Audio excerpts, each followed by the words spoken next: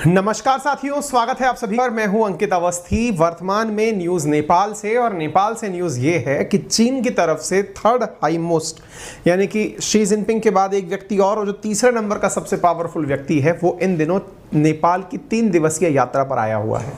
और वो व्यक्ति नेपाल की यात्रा पर आकर नेपाल सरकार के साथ में 6 समझौतों पर हस्ताक्षर करवा लिया है।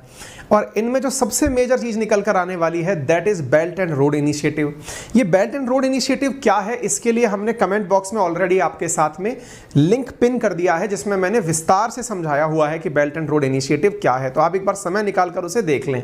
फिर भी हम चर्चा करेंगे कि किस प्रकार से दोनों के बीच में टाई अप हुआ है, भारत के लिए सुरक्षा में चुनौती क्या है। जैसा कि आप सभी मीडिया हाउसेस की तरफ से ये न्यूज देख पा रहे हैं कि नेपाल और चाइना ने हाल ही में 6 पॉइंट एग्रीमेंट पर हस्ताक्षर किए हैं, जिसकी वजह से बीजिंग का बेल्ट एंड रोड इनिशिएटिव जो है ना वो भी स्थान ले पाएगा।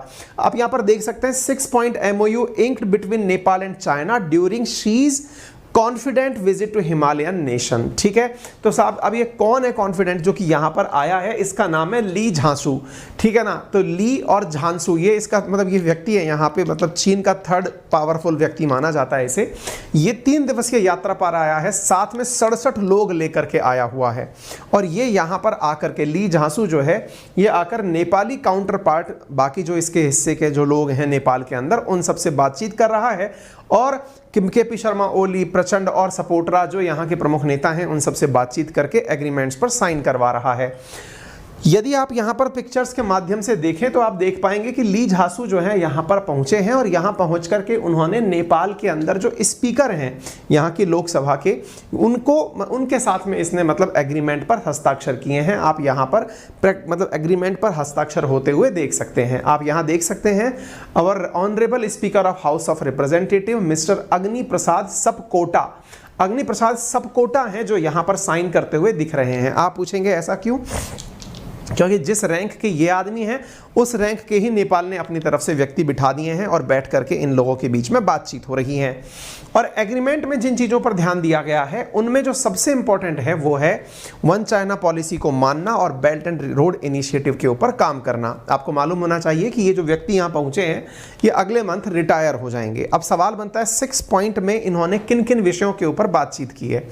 सबसे महत्वपूर्ण विषय पर बातचीत हुई वो ये है कि exchange of high level visits, कि हम आते जाते रहेंगे एक दूसरे के पास। दूसरा, प्रमोटिंग गुडविल एंड अंडरस्टैंडिंग, एक दूसरे के साथ में अच्छा व्यवहार रखेंगे और समझ को विकसित करेंगे। साथ में strengthening mutual assistance under the framework of regional and global organisation of the parliament, यानी कि संसदीय व्यवस्था के अंदर एक दूसरे के साथ में जो भी म्यूचुअल असिस्टेंस हमारे द्वारा हो पाएगी वो यहां पर करने का प्रयास करेंगे। साथ में giving importance to facilitation mutual benefits by the mean of enhancing interconnectivity as per the agreement including the belt and road initiative, यानी सबसे इंपॉर्टेंट बात सबसे आखिर में है कि इंटरकनेक्टिविटी को बढ़ाने के लिए जो हमारा एग्रीमेंट है वो बेल्ट एंड रोड इनिशिएटिव को भागीदारी में लेगा। अच्छा, वैसे ना मैं आपको एक चीज यहां पर इंपॉर्टेंट रूप से कहना चाहूंगा, और वो ये है कि नेपाल को जितना बेनिफिट भारत के पड़ोसी होने का हुआ है शायद ही किसी देश को इतना बेनिफिट हुआ हो, क्योंकि ये केवल और केवल इसी आधार पर चीन के साथ व्यवहार कर रहा है क्योंकि इसे इंडिया का अल्टरनेट तलाशना है। इंडिया का अल्टरनेट क्यों तलाशना है? क्योंकि नेपाल एक लैंडलॉक कंट्री है। लैंडलॉक का मतलब यह है कि इसके पास कोई समुद्री सीमा नहीं है। समुद्र से जो इसका एक्सेस है वो इंडिया होकर ही संभव है। ऐसी स्थिति में जितना भी विदेशी सामान इसे मंगाना होता है उसके लिए इसकी निर्भरता भारत पर है, और भारत पर जो निर्भरता है उसका ये अल्टरनेट बनाना चाहता है, और अल्टरनेट बनने के लिए तैयार बैठा हुआ है चीन।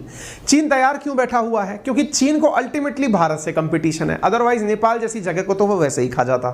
तो कुल मिलाकर बात यह है कि नेपाल को बेनिफिट इंडिया का पड़ोसी होने का हो रहा है। कई बार आपके जीवन में भी ऐसा होगा, अगर अच्छे लोगों से आपकी दोस्ती है तो आपके जीवन में भी आपका फायदा होता है। नेपाल को फिलहाल इस चीज का फायदा हो रहा है। ठीक है, आपको लगना चाहिए कि यहां पर जो लाइन लास्ट में मेंटेन की गई है, interconnectivity as per the agreements including the BRI, तो ये एग्रीमेंट्स की बात कहां पर आती है? तो आपको मालूम होना चाहिए चाइना के विदेश मंत्री वांग वी, अगेन ये बात मैं फिर से आपको रियलाइज करा दूं, नेपाल जितना बड़ा देश है उतने हमारे देश के अंदर ऑलरेडी 28 राज्य हैं, है ना। हमारे देश के अंदर हर राज्य लगभग नेपाल से बड़ी इकोनॉमी रखता है, ठीक है। ऐसी स्थिति में उसकी इतनी वैल्यू कि वहाँ पर कभी शी जिनपिंग खुद पधारते हैं, कभी वांग भी पधारते हैं, कभी वहाँ का थर्ड हाईएस्ट लीडर पधारता है। इसका मतलब कुल मिलाकर ये है कि उसको खुद की वजह से वैल्यू नहीं मिल रही है, उसको वैल्यू मिल रही है इंडिया का पड़ोसी होने की वजह से। क्योंकि ये सबको समझ में आता है कि चीन इतना रहमदिल नहीं है कि नेपाल के लोगों का दुख दर्द देखकर मदद के लिए आगे आ गया हो, ठीक है। वो केवल और केवल अपने हित के लिए और इंडिया को कंपटीशन देने के लिए यहां पहुंचा है। वांग वी ने यहां पर 25 मार्च से लेकर 27 मार्च के बीच में वर्ष 2022 में ही यात्रा की थी। तब भी इन लोगों के बीच में बेल्ट एंड रोड इनिशिएटिव को लेकर बातचीत हुई थी। अब जिनको नहीं पता है कि ये बेल्ट एंड रोड इनिशिएटिव क्या है, तो मैं उन्हें वो बता देता हूं। एक बार शी जिनपिंग, जो कि इस समय मतलब चाइनीज कम्युनिस्ट पार्टी के लीडर तो हैं ही, इसके साथ साथ राष्ट्रपति भी हैं। शी जिनपिंग अक्टूबर 2013 के अंदर कजाकिस्तान गए थे। उसी समय पर वो 2013 के अंदर इंडोनेशिया भी गए थे अगले महीने। तब उन्होंने दुनिया के सामने अपना एक विजन रखा था। विजन ये कि दुनिया के सभी देश क्यों ना इस प्रकार से काम करें कि पुराने जमाने में जो सिल्क रूट हुआ करता था, अब सिल्क रूट क्या था, जब समुद्री सीमाएं नहीं हुआ करती थी तो लैंड मार्ग के माध्यम से व्यापार हुआ करता था, तो क्यों ना हम उसे वापस रीडेवलप करें। तो सिल्क रोड को रीडेवलप करने का जो इनका आइडिया था उसे ही बेल्ट एंड रोड इनिशिएटिव के नाम से जाना गया था। तो अक्टूबर 2013 में ये दुनिया के सामने निकल कर आया था। आप इससे अंदाजा लगा सकते हैं कि चीन अपने द्वारा इस काम के लिए कितना एग्रेसिव है कि मार्च 2022 तक इनके बेल्ट एंड रोड इनिशिएटिव से दुनिया भर के अंदर लगभग 147 देश इनके साथ मेमोरेंडम ऑफ अंडरस्टैंडिंग पर साइन कर चुके हैं। इसका मतलब ये हुआ कि ये वो देश हैं जो ये तैयार हो चुके हैं कि आप हमें साथ में लेकर आगे बढ़िए। इसके साथ साथ 43 देश ऐसे हैं जो कि केवल सब सहारन कंट्रीज में हैं, यानी कि अफ्रीकन देशों के अंदर इसने पूरी तरह से अपना बेल्ट एंड रोड इनिशिएटिव विस्तारित किया हुआ है। अब आप पूछेंगे इस बेल्ट एंड रोड इनिशिएटिव के अंदर, वैसे तो मैंने पूरा विस्तार से कमेंट बॉक्स में पिन कर दिया है वीडियो, फिर भी मैं आपके यहां पर कुछ पॉइंट्स रिवाइज करा देता हूं। जैसे बेल्ट रोड इनिशिएटिव के अंदर 6 गलियारे बनाने की बात की गई है। इन 6 गलियारों के नाम है new Eurasian land bridge, China central Asia west Asia corridor, China Pakistan corridor, Bangladesh China Myanmar etcetera etcetera. इनको अगर आप मैप से देखें तो कुछ इस प्रकार से आप इनको मैप पर 6 की 6 कॉरिडोर्स को देख पाते हैं। साथियों, इस प्रकार से ये इन कॉरिडोर्स को बना करके पुराने जमाने का जो सिल्क रोड है उसको रिवाइव करने का प्रयास कर रहा है। लेकिन इन सब के बावजूद फिर से एक और कयास निकलता है और वो ये है कि ये ऐसा करके चाहता क्या है। तो ये चाहता है कि जब इनकी आजादी के 100 साल पूरे हो रहे हों, यानी कि इनकी पीपल्स रिपब्लिक ऑफ चाइना 2049 में जब अपना 100 साल पूरा कर रहा हो, उस समय चीन जो है वो एक डेवलप्ड कंट्री हो, पूरी तरह से एक रिच कंट्री हो और एक पावरफुल कंट्री हो। और इसके लिए उसने one belt one road initiative, that is also known as the BRI यानी बेल्ट रोड इनिशिएटिव के माध्यम से वो दुनिया भर में अपना साम्राज्य विस्तारित करने में कामयाब हो जाए। आपको जानना चाहिए तथ्यात्मक जानकारी कि इस पूरी प्रक्रिया में चीन को लगभग 1 ट्रिलियन से लेकर 8 ट्रिलियन डॉलर खर्च करना होगा, लेकिन इन सब के बावजूद वो इन सब काम को करना चाहेगा क्योंकि उसका विजन जो है वो इस प्रकार से है। इस पूरी प्रक्रिया में कहीं ना कहीं एक चीज और मेंशनेबल है और वो ये है कि ये जितने भी इसने बेल्ट एंड रोड इनिशिएटिव कार्यक्रम किए हैं, इन कार्यक्रमों में चारों तरफ से इंडिया को घेरने की स्ट्रेटेजी शामिल है।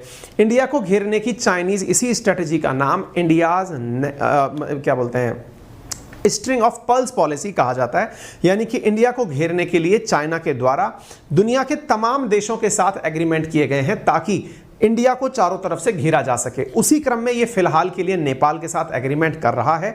ऐसे ही ये पहले बांग्लादेश के अंदर चिटागोंग से, श्रीलंका के अंदर हम्बनटोटा से, पाकिस्तान में ग्वादर से, जिबूती के अंदर मैंने आपको ऑलरेडी बताया हुआ है, और मालदीव्स के अंदर मराओ में इसने अपने अपने बेसेस बना लिए हैं। अब चूंकि ये उत्तर की तरफ अगर हम बात करते हैं तो एक तरफ पाकिस्तान के अंदर बेल्ट एंड रोड इनिशिएटिव बना ही चुका है, यानी कि इसके अंदर एंट्री कर ही चुका है और अब नेपाल के साथ और कनेक्ट कर जाएगा।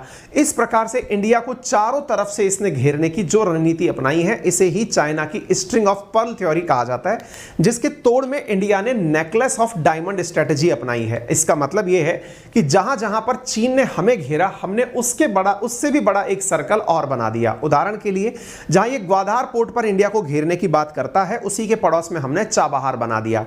जहां पर ये इंडिया के चारों तरफ चाबहार बनाता है, इसी तरफ से हमने यहां पर अपने जो अन्य पड़ोसी गल्फ राष्ट्र हैं इनके साथ में भी हमने यहां पर ओमान के साथ में डील कर लिया।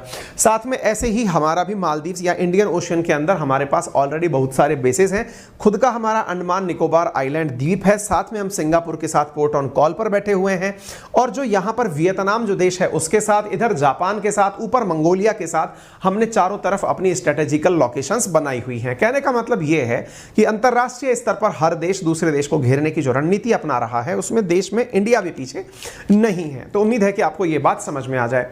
हाल ही में आपको मालूम होगा कि बांग्लादेश के द्वारा बांग्लादेश के वित्त मंत्री ने कहा था कि दुनिया के देश चीन से कर्ज लेने से पहले 2 बार सोचें।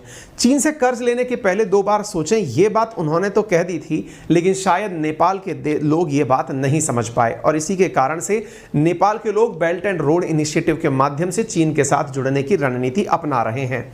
साथियों, यहां पर यह बात क्वाइट मेंशनेबल है कि बांग्लादेश ने अपने द्वारा जहां जहां पर चाइना को इनवाइट किया था उन सभी जगह पर चेक एंड बैलेंसेस लगा दिए हैं। ठीक इसी प्रकार से म्यांमार के माध्यम से भी चीन भारत को घेरने की जो नीति बना रहा है उसमें भी भारत क्वाइट इंटरफेयर करके रखता है। अब सवाल बनता है कि sir belt and road initiative में इन दोनों के बीच बातचीत कब से शुरू हुई थी? 2017 से इन दोनों के बीच में बातचीत शुरू हुई थी, जिस समय यहां पर प्राइम मिनिस्टर हुआ करते थे पुष्प कमल दहल, जो कि एक प्रो कम्युनिस्ट लीडर थे। मैं एक चीज यहां पर मेंशन करना चाहूंगा कि यहां की जो पार्टीज हैं उनमें माओवाद का बहुत प्रभाव है। माओवाद जो कि चीन के कम्युनिज्म में बहुत बड़ा रोल रखता है। एक प्रकार से यह समझिए कि नेपाल के अंदर माओवादी प्रकार की विचारधारा, कम्युनिस्ट विचारधारा पाई जाती है। इसी वजह से यहां की सरकार के द्वारा चीन के साथ में मिलकर के इस प्रकार की रणनीति बनाई गई थी। इसके साथ साथ मैं आपको यहां पर यह भी मेंशन करना चाहूंगा कि नेपाल चाहता है कि चीन उसके साथ में रोड के माध्यम से कनेक्ट हो, हाइड्रो इलेक्ट्रिसिटी के माध्यम से कनेक्ट हो, रेलवे लाइन के माध्यम से कनेक्ट हो। आपको मालूम होना चाहिए ट्रांस हिमालयन रेलवे को लेकर के चाइनीज पार्ट्स के साथ इनका ऑलरेडी डिस्कशन चल रहा है, जिसके अंदर जीलोंग और केरोंग से लेकर के काठमांडू की कनेक्टिविटी की बात की जा रही है। नेपाल जो है वो पूरी तरह से, यहां पर आप एक न्यूज देख सकते हैं वर्ष 2019 की है, Nepal pushes to end dependency on India with China rail tunnel deal, यानी कि इसने चाइना के साथ में जो टनल को लेकर के डील की थी उसके पीछे सबसे बड़ा आधार था कि वो इंडिया के ऊपर अपनी डिपेंडेंसी खत्म करना चाहता है। आप देख सकते हैं नेपाल से होकर के जो चाइना के लिए रेलवे लाइन विकसित की जाएगी उसमें इंडिया के बॉर्डर तक रेल लाइन पहुंचाई जा रही है। लुम्बिनी तक, पोखरा तक, यहां तक रेल लाइन पहुंचाई जाएगी। लुम्बिनी, पोखरा, काठमांडू, इधर की तरफ केरुंग जो कि तिब्बत के अंदर है, इसके हिसाब से जिजाजे और लहासा होते हुए ये ट्रेन चलाई जाएगी। हालांकि ऐसा नहीं है कि नेपाल के लोग चीन की इस रणनीति को नहीं समझते, लेकिन मतलब स्वाभाविक सी बात है कि उन्हें इस बात से फायदा है क्योंकि उन्हें अल्टीमेटली पैसा चीन से प्राप्त हो रहा है। हालांकि इसके बावजूद भी नेपाल के अंदर चीन के खिलाफ प्रोटेस्ट हुए हैं। वर्ष 2022 में आज से 15 दिन पहले ही इस बात को लेकर के ये टनल बन रही है, इसको लेकर के नेपाल के अंदर प्रोटेस्ट हुए, लेकिन उसका कोई भी महत्व खास निकल करके नहीं आया है। साथियों, इसके साथ साथ आपको कुछ दिनों पहले मैंने एक न्यूज़ और पढ़ाई थी जिसमें मैंने बताया था कि नेपाल तक पहुंचने वाली जो रसद आपूर्ति है, या फिर समझिए कि चीन से होकर के दशहरे के अवसर पर जो सामान आ रहा है वो तिब्बत में लग रहे लॉकडाउन की वजह से नहीं आ पाएगा। शायद चीन ने उस बात को सीरियसली लिया और नेपाल के लिए उन ट्रकों को अलाउ करने की बात निकाल दी है। इधर अमेरिका भी नहीं चाहता कि नेपाल जो है वो जाकर के चीन की गोदी में बैठे। इसी वजह से नेपाल को अमेरिका ने कुछ समय पहले ही $500 मिलियन की अपनी एक मदद राशि दी थी, जिसको नेपाल ने ले तो लिया था, लेकिन उसके महत्व के फलस्वरूप उसे किसी भी प्रकार के एग्रीमेंट से पहले अमेरिका को बातें शेयर करने की जिम्मेदारी रखी गई थी। अब हालांकि देखना यह होगा कि नेपाल और यूएस के बीच में हुई जितनी भी डील्स हैं उनका प्रभाव भविष्य में क्या निकलेगा और चीन के साथ में बैलेंस करने की जो नीति है नेपाल की वो कितनी कारगर होगी। फिलहाल के लिए इतना ही। जानकारी अगर पसंद आई हो तो इसे जरूर लाइक करिएगा, सेशन को ज़्यादा से ज़्यादा शेयर करिएगा, चैनल पर नए हैं तो सब्सक्राइब करिएगा। इस कंटेंट की PDF आपको हमारे टेलीग्राम चैनल अंकित अवस्थी सर, जो कि टेलीग्राम पर है, वेरीफाइड अकाउंट है, ब्लू टिक लगा हुआ, और GK बाय अंकित अवस्थी अवस्थी सर, वो भी वेरीफाइड अकाउंट है, वहां पर आपको प्राप्त हो जाएगी। इसके साथ साथ ही अंकित 10 रेफरल कोड से यदि आप चाहते हैं यूपीएससी कैटेगरी के अंदर कोर्स परचेज करना, वह कैटेगरी जिसके अंदर वाइड वैरायटी ऑफ एडुकेटर्स आपके लिए है, कोर्सेज को चेंज करने की फ्लेक्सिबिलिटी है, अनलिमिटेड लेक्चर्स देखने की सुविधा है, bilingual courses, printed course material, end to end preparation, live mentorship जैसी सुविधाएं हैं, इंडिया के बेस्ट एडुकेटर्स के द्वारा क्रिएटेड कोर्स है, आप उन्हें परचेज कर सकते हैं। फिलहाल के लिए अंकित 10 रेफरल कोड पर 10% के स्थान पर 20% ऑफ दिया जा रहा है। आइकॉनिक प्लान जिसमें पर्सनल मेंटरशिप आपको मिलती है वो 95,000 रुपीज में अवेलेबल है। प्लस कोर्स जो कि 24 महीने का है वो 62,000 रुपए में आपके लिए उपलब्ध कराया जा रहा है। नए बैच 15 तारीख से शुरू हो रहे हैं, आप इसमें पार्टिसिपेट कर सकते हैं। और यदि आप चाहते हैं अपने नॉलेज को फ्री ऑफ कॉस्ट टेस्ट करना तो 18 सितंबर को होने वाले कॉम्बैट में जरूर पार्टिसिपेट करिएगा। यूपीएससी मेंस की टेस्ट सीरीज भी आप लोगों के लिए लॉन्च कर दी गई है, आप उसमें अपने आप को एनरोल कर सकते हैं। आइकॉनिक सब्सक्रिप्शन जिसमें मेंटरशिप तो मिलती ही है, प्रिंटेड मटेरियल्स भी आपको प्राप्त होते हैं।